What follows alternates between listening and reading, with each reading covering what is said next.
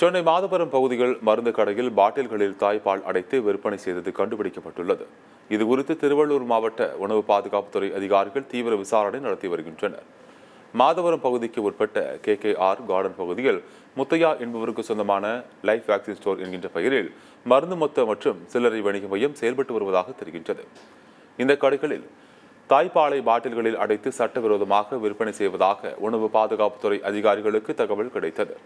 இதனையடுத்து திருவள்ளூர் மாவட்ட உணவு பாதுகாப்புத்துறை அதிகாரிகள் லைஃப் வேக்சின் ஸ்டோர் என்கின்ற அந்த மருந்து கடையில் திடீர் சோதனை மேற்கொண்டனர். இந்த சோதனையில் சுமார் 50க்கும் மேற்பட்ட பிளாஸ்டிக் பாட்டில்களில் தாய்ப்பால் அடைத்து விற்பனைக்கு வைத்திருந்தது கண்டுபிடிக்கப்பட்டது. அந்த பாட்டில்களை பறிமுதல் செய்த உணவு பாதுகாப்புத்துறை அதிகாரிகள் இந்த தாய்ப்பால் எங்கிருந்து எப்படி கிடைத்தது, எப்படி பதப்படுத்தி விற்பனை செய்யப்படுகிறது என்று கடை உரிமையாளர் முத்தையாவிடம் விசாரணை நடத்தினர். மேலும் கடைக்கு சீல் வைத்து முத்தையாவை விசாரணை வளையத்திற்குள் கொண்டு வந்துள்ளனர். இங்கு கைப்பற்றப்பட்ட சுமார் 50க்கும் மேற்பட்ட பாட்டில்கள் சோதனைக்காக அரசு ஆய்வகத்திற்கு அனுப்பி வைத்துள்ளதாக தெரிகிறது. எங்களுக்கு ஒரு கம்ப்ளைண்ட் வந்தது. இந்த மாதிரி மதர்ஸ் மில்க், பிரெஸ்ட் மில்கை கமர்ஷியலைஸ் பண்ணி விற்கிறாங்க அப்படின்னு சொல்லி எங்களுக்கு ஒரு கம்ப்ளைண்ட் வந்தது. இந்த கம்பெனி பேர் நோவோட்ரிக்ஸ். இது சென்னை மாதவரம் பகுதியில் KKR கார்டன்ஸ் அப்படிங்கிற அந்த பகுதியில் இந்த கம்பெனி இயங்கிட்டு இருந்தது. நாங்கள் இன்வெஸ்டிகேட் பண்ணதில் அந்த கம்பெனி ஸ்டேட் ரெஜிஸ்ட்ரேஷன் கீழே வருது அப்படிங்கிறது எங்களுக்கு தெரிய வந்தது. எங்களோட ஜூரிஸ்டிக்ஷனில் வரல, ஸ்டேட் ஜூரிஸ்டிக்ஷனில் வருது அப்படிங்கிறது எங்களுக்கு தெரிய வந்தது. சாரோட இன்ஸ்ட்ரக்ஷன் படி நாங்கள் இந்த கம்பெனிக்கு state designated officer doctor Bose அவர்களுக்கு நாங்கள் அந்த செய்தியை அனுப்பணும். அவர் உடனே இன்வெஸ்டிகேஷன் பண்ணி அந்த யூனிட்டை இன்ஸ்பெக்ட் பண்ணதில் அந்த யூனிட்டில் இந்த மாதிரி மதர்ஸ் மில்க், அந்த பிரெஸ்ட் மில்க்கை அவங்க எடுத்து பதப்படுத்தி விற்பனை செய்வதாக உறுதிப்படுத்தப்பட்டது. நாங்கள் போய் பார்த்தப்போ அவங்க கிட்டத்தட்ட ஒரு 40லேருந்து 50 பாட்டில் வரைக்கும் அவங்களோட டீப் ஃப்ரீஸில் வச்சுருந்தாங்க.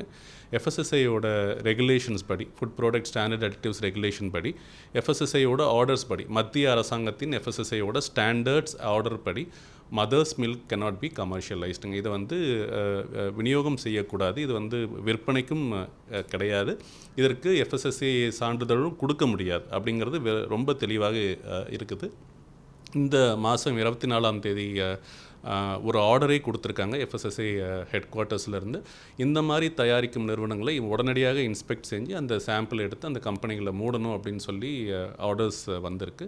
அதன் அடிப்படையில் இன்றைக்கி நடந்த இன்ஸ்பெக்ஷனில் நம்ம அந்த மாவட்டத்தை சேர்ந்த நியமன அதிகாரி டாக்டர் போஸ் அவர்களும், ஃபுட் சேஃப்டி ஆஃபீஸர் கஸ்தூரி அவர்களும், நானும், என்னுடைய central food safety officer ravine அவர்களும் நாங்கள் எல்லோரும் அந்த இடத்துல போய் இன்ஸ்பெக்ட் பண்ணி அந்த ஃபெசிலிட்டியை சீல் பண்ணிவிட்டு வந்திருக்கோம். அங்கே எதுவும் டீட்டெயில்ஸ் இல்லை அவங்கக்கிட்ட. அவங்க என்ன சொல்கிறாங்கன்னா, நாங்கள் இந்த மாதிரி சில தாய்மார்களுக்கிட்ட இருந்து நாங்கள் இந்த பாலை எடுத்துகிட்டு பதப்படுத்தி நாங்கள் சில மருத்துவமனைகளுக்கும் கேட்குறவங்களுக்கும் நாங்கள் கொடுக்குறோம் அப்படின்னு சொல்கிறாங்க.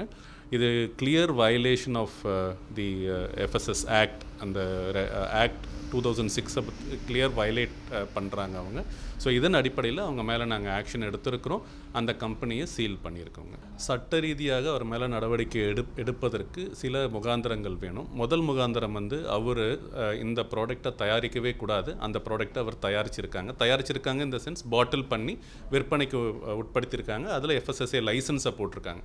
அவங்க வாங்குறது ரெஜிஸ்ட்ரேஷனுங்க. அது வேறு ஒரு காரணத்துக்காக அந்த FSSA ரெஜிஸ்ட்ரேஷன், இந்த ப்ரோட்டீன் பவுடர்லாம் விற்பதற்கு உண்டான ஒரு ரெஜிஸ்ட்ரேஷனை தான் வாங்கியிருக்காங்களே தவிர்த்து இந்த மாதிரி மதர்ஸ் மில்கை கொடுக்கணும் அப்படிங்கிறது அவங்களோட இதில் இல்லை. இது அவங்களோட முதல்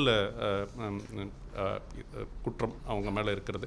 இப்போது ஸ்டேட் ஆஃபீஸ்லேருந்து அந்த பாலையும் பரிசோதனைக்கு எடுத்துகிட்டு போயிருக்காங்க. It has gone to the state food lab. அங்கே டெஸ்ட் பண்ணி அதில் எதா கண்டாமினேஷன் இருக்கா அப்படிங்கிற அந்த இது வரும். அப்புறம் மற்ற குற்றப்பிரிவு கீழ்படி கூட இப்போது கிரிமினல் ஆக்ட் படி இது வருமா அப்படிங்கிறத இது பண்ணி இந்த கம்பவுண்டிங் ஆஃப் அஃபென்சஸ் பண்ணுவாங்க. அதன் அடிப்படையில் தான் அவங்க மேலே ஆக்ஷன் எடுக்கப்படும்.